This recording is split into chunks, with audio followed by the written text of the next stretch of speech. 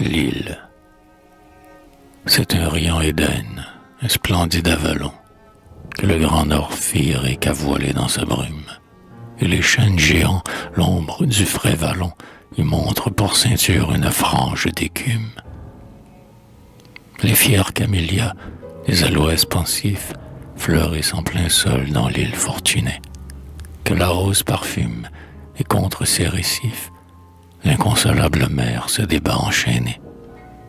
La mer, écoutez-la rugir, la vaste mer dresse en pleurant ses monts farouches descentes, et soupire, et ses flots échevelés dans l'air hurlent comme un troupeau de femmes gémissantes. Elle pense, elle songe, et quelques souvenirs l'agitent.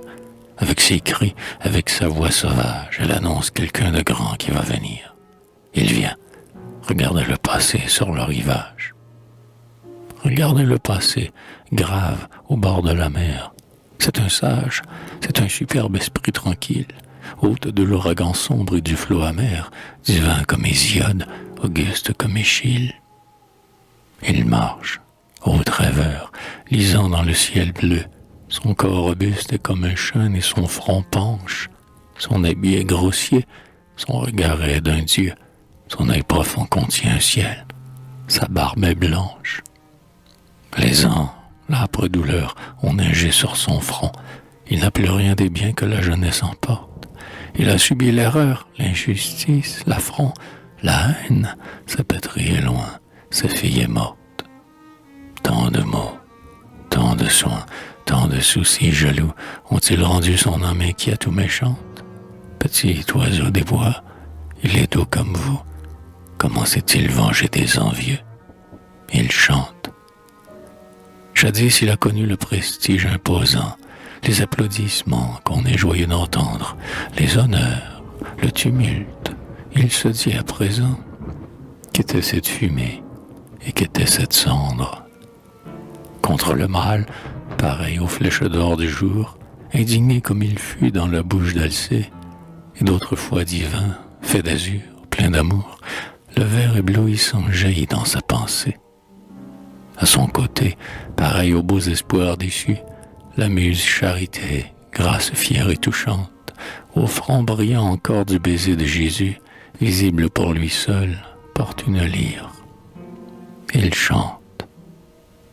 Et son ode, si douce au fond des bosquets verts, qu'elle enchante le lys si ravi, la mésange résonne formidable au bout de l'univers, comme un clairon mordu par la bouche d'un ange. Alors, ô des cieux plus riants et plus chauds, l'avenir, pénétré, soulève enfin tes voiles, au rêve, et le plafond ténébreux des cachots, déchiré tout à coup, laisse voir des étoiles. L'esclave humilié, le pauvre, le maudit, sont relevés tandis qu'il accomplit sa tâche. Et ce rouge assassin de l'ombre, ce bandit, l'échafaud démasqué frissonne comme un lâche. Esprit caché là-bas dans la brume du nord, il répand sa clarté sur nous, tant que nous sommes. Qui donc l'a fait si pur? C'est le courroux du sort. Et qui l'a fait si grand? C'est l'injure des hommes. Le sage errant n'a plus ici-bas de prison. Le délaissé, qui n'a plus rien, n'a plus de chaîne. Sa demeure est finie, a pour mur l'horizon. Il parle avec la source et vit avec les chênes. Si cette flamme d'astre éclate dans ses yeux, si ce vent inconnu fouette sa chevelure, c'est parce qu'il entend le mot mystérieux que depuis 5000 ans bégaye la nature. Ô mer, dont l'azur est le manteau serein, donne tous tes trésors, nature, sainte fée, à ce passant connu de l'aigle souverain qui connaît ton langage et tes noms, comme Orphée. Et toi qui l'accueillis, sol libre et verdoyant, qui prodigue les fleurs sur tes coteaux fertiles et qui semble sourire à l'océan bruyant, sois béni, île verte, entre toutes les îles.